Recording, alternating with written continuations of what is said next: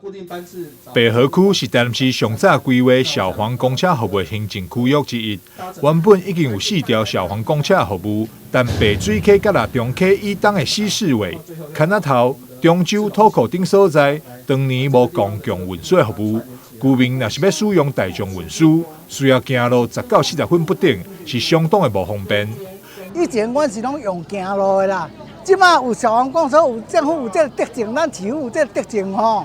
是真好啦！以前客人家收地人嘛无爱载啊，系啊，这坐消防公车就较俗啊。我们这是偏远地区，然后已经从来没有公车开进来过。小孩子上学有一些都是需要阿公阿嬷这样子带，所以说消防公车进来，然后便利于长者出入，然后小孩子的那个上下学很有帮助。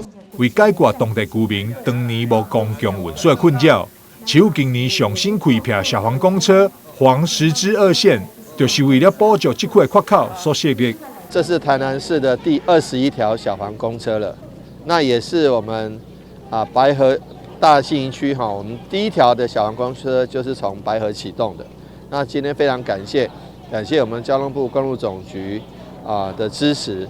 能够让我们台南市比较偏远的地方，台南市幅员很辽阔，比较偏远的地方，它的消防公车都能一条一条的启动，让偏乡得到行的便利。2、1，请启动！大台南消防公车白河区黄十支2线正式上路。交通局长王明德表示。